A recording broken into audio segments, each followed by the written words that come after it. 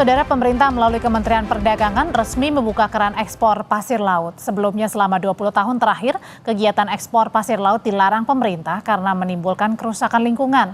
Pembukaan keran ekspor pasir laut tertuang dalam Peraturan Menteri Perdagangan atau Permendak nomor 20 tahun 2024. Kemendak menegaskan ekspor pasir tidak bisa dilakukan secara serampangan. Izin ekspor baru diterbitkan Kementerian Perdagangan setelah kebutuhan dalam negeri terpenuhi. Izin ekspor pasir laut telah dilarang sejak era pemerintahan Presiden Megawati 20 tahun lalu. Larangan diberlakukan karena eksploitasi pasir laut atau eksplorasi pasir laut ini dapat berdampak buruk bagi lingkungan. Tapi di tahun 2023, Presiden Jokowi mengeluarkan Peraturan Pemerintah Nomor 26 tahun 2023 yang kembali mengizinkan ekspor pasir laut. Permendak ini merupakan pelaksanaan dari Peraturan Pemerintah Nomor 26 Tahun 2023 tentang pengelolaan hasil sedimentasi di laut. Dalam pasal 6 PP Nomor 26 Tahun 2023 disebutkan, pemerintah mengizinkan sejumlah pihak mengeruk pasir laut untuk mengendalikan sedimentasi di laut. Sedangkan untuk izin ekspor dinyatakan di pasal 9, hasil pengerukan pasir laut dari aktivitas pembersihan sedimentasi laut bisa dijual ke luar negeri dengan syarat kebutuhan dalam negeri sudah terpenuhi. Permendak ini sebenarnya juga bagian dari tindak lanjut keputusan Menteri KKP nomor 47 tahun 2024 tentang spesifikasi pasir sedimentasi di laut untuk ekspor.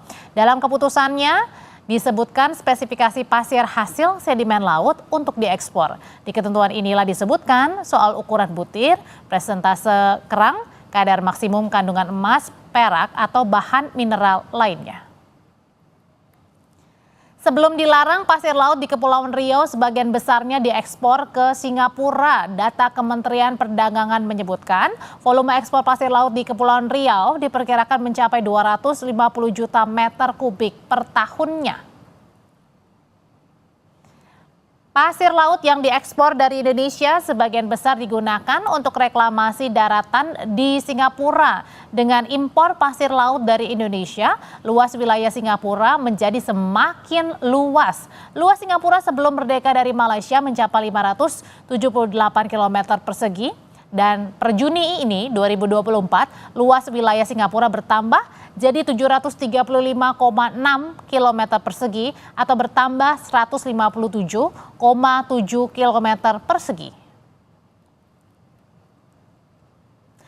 Walhi menyebut, saudara, rencana ekspor pasir laut melanggar konstitusi. Pemerintah ingin mengambil pasir hasil sedimentasi alam yang justru akan merusak lingkungan. Pemerintah mau mengambil pasir, mengeruk pasir hasil sedimentasi alam. Semua pasir di Indonesia ini hasil sedimentasi alam, hasil proses alam. Jadi walaupun bahasanya mau memulihkan daya dukung lingkungan, bahasanya memparkan sedimentasi, tapi niatnya itu jahat, niatnya itu merusak, bukan memulihkan. Presiden Joko Widodo menyampaikan sejumlah pesan saat sidang Kabinet Paripurna di IKN. Salah satunya Presiden meminta jajarannya tidak membuat kebijakan ekstrim yang bisa memicu gejolak di masa transisi pemerintahan. Presiden meminta semua pihak menjaga situasi kondusif dan stabilitas untuk melakukan pembangunan. Presiden ingatkan agar tidak ada gejolak hingga pemerintahan berikutnya terbentuk. Jokowi berharap transisi pemerintahan baru berjalan efektif. Kita harus bisa menjaga daya beli masyarakat, jaga inflasi, menjaga pertumbuhan, menjaga keamanan, menjaga ketertiban, dan jangan membuat kebijakan yang ekstrim, terutama yang berkaitan dengan hajat hidup orang banyak, yang berpotensi merugikan masyarakat luas, yang berpotensi menimbulkan gejolak. Membahas langkah pemerintah yang membuka izin ekspor pasir laut setelah 20 tahun, kita bahas bersama anggota Komisi 4 DPR Daniel Johan dan Direktur Eksekutif Walhi Zenzi Zuhadi. Selamat malam Bang Daniel. Malam Mas Zenzi. Malam Bang. Saya mau ke Mas Zensi dulu dari Walhi. Dari Walhi ini tidak setuju karena setelah Indonesia resmi ya membuka keran ekspor pasir laut, dibilangnya bahwa kebijakan ini adalah jahat. Jahat kenapa, Mas Zensi? Iya, itu menjual tanah air sebenarnya. Ada dua hal ya. Pertama soal kalau kita bedah dari yuridisnya, sebenarnya payung hukum dari Permendak ini adalah PP 26 tahun 2023. Payung hukum dari PP 26 ini pasal 56 Undang-Undang Pesisir dan Kelautan. Bunyi pasal 56 ayat 2, pemerintah itu mempunyai kewenangan dan kewajiban untuk menjaga, melindungi, mengurangi kerusakan dari pencemaran. Ini konsideran ya, dasar dari pembentukan PP ini. Jadi yang dibolehkan itu kalau pemerintah mengeruk pasir di muara yang hasil sedimentasi atau sedimentasi di alur sungai yang mengalami pendangkalan, itu bisa. Tetapi kalau yang terjadi sekarang adalah pemerintah mengizinkan mengeruk sedimentasi di semua wilayah di Indonesia sebenarnya. Karena seluruh pasir itu hasil sedimentasi. Apa Hasil dampaknya? penyuluhan dari alam. Apa dampaknya yang paling buruk, Mas Zensi? Yang paling buruk adalah Indonesia luasnya akan terus berkurang. Kita menghadapi bencana. Negara sebelah itu akan makin luas. Ini yang saya maksud dengan menjual tanah air. Yang kedua, yang patut untuk pemerintah dalami dampaknya kepada rakyat. Seperti pengerukan pasir di Kepulauan Seribu. Itu masyarakat melaut itu tidak ada lagi tempat sekarang berlindung ketika badai. Karena pasirnya dikeruk untuk menimbun kawasan reklamasi Jakarta. Artinya Begitu bisa dibilang juga dengan pulau-pulaunya jadi tenggelam gitu ya, Pulau pulau-pulau Nipah kecil di, ya? Artinya bisa dibilang ini pulau-pulau kecil jadi ya, semakin itu akan tenggelam ya? mempercepat tenggelamnya pulau-pulau kecil. Oke, saya mau Ya, ke Bang dia Daniel akan dulu. mempercepat. Saya mau ke Bang Daniel dulu kalau gitu. Bang Daniel, ini benar, bukan benar ya, maksud saya adalah bahwa Indonesia resmi membuka keran ekspor ini berarti tidak main-main nih, dampak negatifnya ini justru bisa membuat wilayah Indonesia semakin kecil, terutama untuk pulau-pulau kecil. Ya, terima kasih Mbak. Pertama adalah kami ingin menjelaskan bahwa Komisi 4 itu sampai saat ini tidak pernah dilibatkan dalam pembahasan peraturan ini ya. Sehingga saat ini kami juga masih bertanya-tanya apa yang mendasari hal yang strategis sehingga kebijakan ini diambil. Karena kebijakan ini adalah menganulir Perindak nomor 117 MPP 2003 yang sebenarnya salah satu alasannya penghentian ekspor laut berdasarkan pasal 2 adalah untuk pencegahan kerusakan terhadap pesisir dan pulau-pulau kecil. Yang kedua adalah untuk mencegah kerusakan lingkungan akibat aktivitas penambangan pasir laut ya. Sehingga dengan dibukanya keran ekspor ini kita memiliki kekhawatiran akan adanya kerusakan pesisir dan pulau-pulau kecil akan terjadi. Ya. Jadi ketika tidak dilibatkan, maksudnya Bang Daniel adalah di sini pemerintah berjalan sendirian? Ya, sejauh ini mengambil keputusan sendiri tanpa melibatkan Komisi 4 yang memang di sana mitra kami bersama Kementerian Kelautan dan Perikanan. Apakah bisa di kementerian ini kemudian mengeluarkan tanpa berkonsultasi terlebih dahulu ke DPR, mengeluarkan peraturan, Bang Daniel?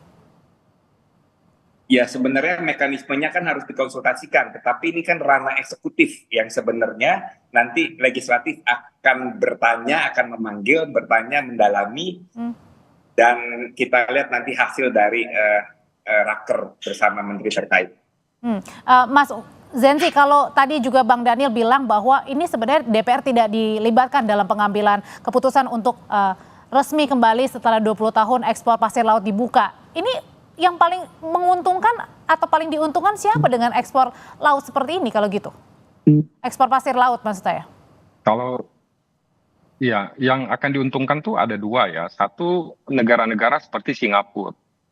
Yang kedua, pelaku usaha properti yang sekarang sedang mengembangkan usahanya di daerah yang padat populasi, tetapi pasar tanah sudah jenuh. seperti Jakarta. Kebutuhan akan tanah sangat tinggi, tetapi tanah sudah tidak tersedia. Opsinya itu kan dengan melakukan reklamasi. Nah, dibukanya keran eksploitasi pasir ini sebenarnya selain dia untuk ekspor, juga untuk menyuplai kebutuhan para pelaku usaha reklamasi seperti di Jakarta, Bali, Manado, Makassar. Nah, pihak-pihak inilah sebenarnya yang diuntungkan. Kalau kita mau melihat tujuan dari regulasi ini, saya tidak melihat ada kepentingan rakyatnya. Saya melihat ini kepentingannya murni untuk pelaku usaha properti dan negara seperti Singapura. Berarti yang paling diuntungkan sebenarnya bukan untuk kita ya, tapi negara tetangga, salah satunya Singapura yang mengeruk ini banyak sekali di Kepulauan Riau, pasir laut. Iya, ya, menurut saya yang harus diperiksa oleh DPR terhadap pemerintahnya ada dua. Yang pertama, kepentingan atas keluarnya regulasi ini itu harus diperiksa dengan pemerintah. Yang kedua, yang harus diperiksa itu perintah dari konstitusi. Kita pasal 5 ayat 2, presiden itu memang berwenang menetapkan peraturan pemerintah untuk menurunkan pasal per pasal dari undang-undang. Nah, ini dia bukan menurunkan perintah dari undang-undang. Dia membuat regulasi, membuat kebijakan yang bertentangan dengan perintah undang-undang. Nah, ini harus diperiksa oleh DPR.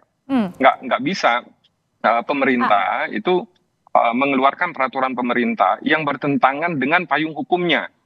Kalau gitu, kita masyarakat sipil bisa saja melakukan GR terhadap peraturan pemerintah ini. Tapi kita belum melakukan GR karena menurut kami ini harus diperiksa dulu oleh legislatif, karena yang mengawasi, mengontrol kekuasaan eksekutif itu legislatif. Yang kedua, yang mengesahkan undang-undang itu juga legislatif. Oke, kalau gitu mumpung ada Bang Daniel Johan, langsung kita tanya, kalau gitu akankah dipanggil segera ini dari pihak pemerintah? Ya, Bang Daniel? nanti kita akan usulkan kepada pimpinan komisi berserta seluruh anggota untuk memberikan perhatian khusus dan menjadwalkan raker dengan kementerian terkait.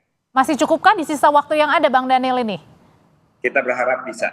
Bang Daniel, tapi kalau kalau tadi Walhi bilang kan yang paling diuntungkan sebenarnya bukan negara kita, melainkan negara tetangga, contoh Singapura. Tapi kalau dari Bang Daniel sendiri, dari fraksi PKB, siapa yang paling diuntungkan atau kepentingan yang paling diutamakan ini untuk siapa sebenarnya ekspor pasir laut ini? Ya, pertama adalah kalau kebijakan ini seperti tadi sudah dijelaskan, kalau dampaknya adalah memperluas negara lain, tetapi justru memperkecil negara kita, itu pertama. Itu apakah masuk kategori merugikan bangsa dan negara serta rakyat. Yang kedua adalah kita ingin juga memastikan, kita akan bertanya kepada pemerintah agar ekspor pasir laut ini tidak memberikan kerusakan dan dampak yang serius terhadap lingkungan dan sosial. Misalkan dampak yang bisa terjadi akan terjadi degradasi terumbu karang, akan terjadi penurunan kualitas air, akan terjadi erosi pantai, akan terjadi gangguan terhadap habitat laut, akan terjadi penurunan populasi spesies-spesies laut yang terdampak, akan terjadi gangguan jaring makanan laut yang akan membuat sumber-sumber perikanan itu menjadi musnah dan hilang. Akan kejadian pulau-pulau kecil yang hilang seperti 20 tahun yang lalu selama proses penambangan itu akan terulang kembali. Belum lagi dampak sosialnya karena dapat mempengaruhi mata pencarian masyarakat pesisir. Karena penambang pasir juga memberikan dampak yang serius terhadap perubahan iklim. Nah, hal inilah yang harus kita pastikan kebijakan yang ada tidak menimbulkan dampak yang merugikan Indonesia dan rakyat ke depan. Berarti lebih banyak sekali ruginya daripada untungnya. Untungnya mungkin hanya profit atau penambahan anggaran begitu untuk yang masuk. Sejauh ini yang kita lihat yang menjadi pertimbangan utama hanya ekonomi, sehingga lingkungan, kepentingan masyarakat, kepentingan negara itu dikalahkan oleh kepentingan ekonomi. Tetapi kita belum mendengarkan argumen pemerintah secara utuh. Karena itu kita butuh penjelasan pemerintah secara utuh. Sehingga kita bisa memahami dan rakyat memahami. Dari sisi Walhi sendiri, kalau tadi banyak negatifnya, artinya tadi juga mendesak sekali ya Mas Walhi untuk Mas Zenzi untuk segera DPR ini memerintah mengundang pemerintah begitu untuk bertanya sebenarnya bagaimana keran ekspor pasir laut ini akhirnya dibuka setelah 20 tahun?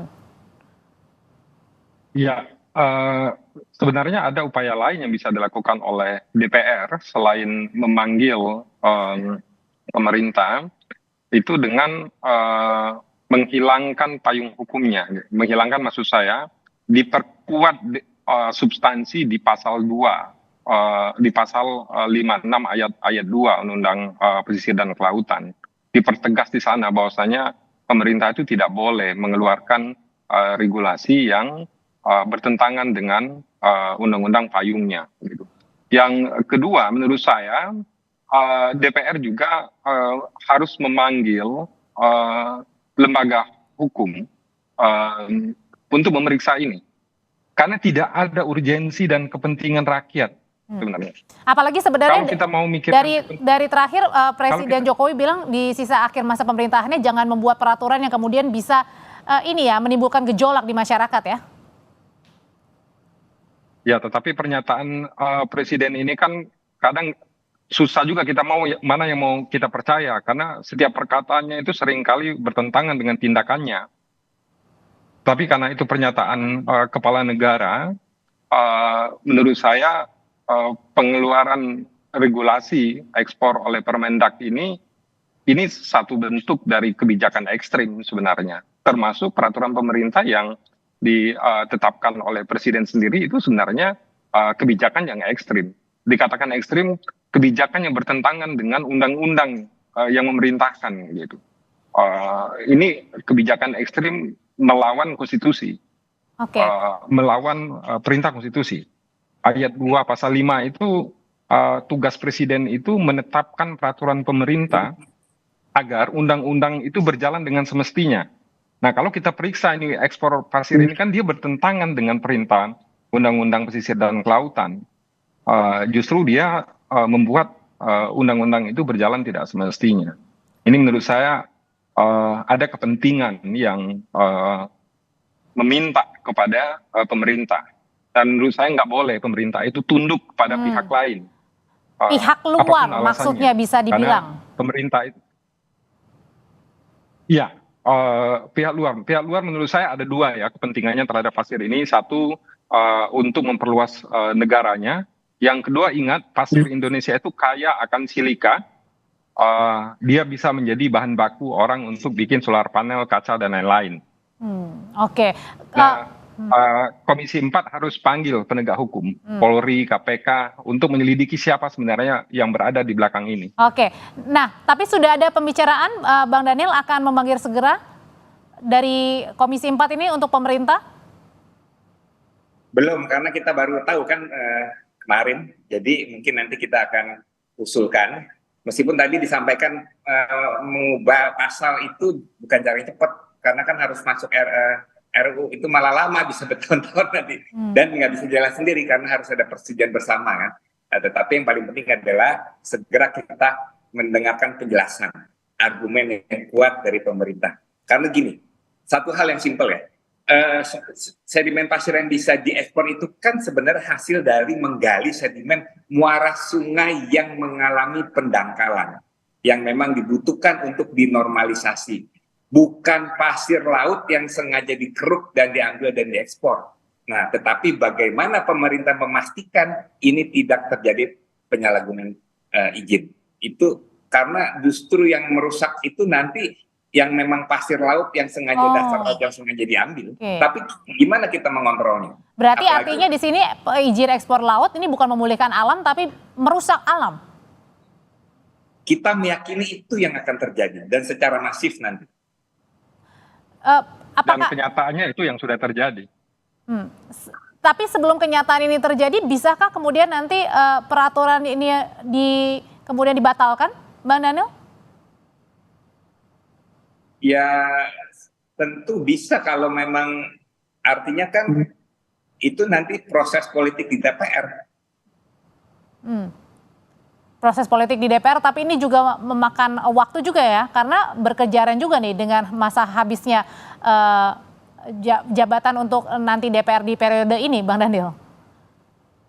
Ya kita berharap semua persoalan rakyat yang mendasar tidak dibatasi oleh periode. Artinya kan DPR yang berikut juga bisa peduli dengan hal ini. Baik, Bang Daniel Johan, terima kasih untuk pandangannya. Mas Zensi, terima kasih juga pandangannya bahwa terkait dengan pembukaan kembali keran ekspor pasir laut setelah 20 tahun ini dihentikan. Terima kasih, selamat malam Bapak-Bapak. Terima kasih, malam.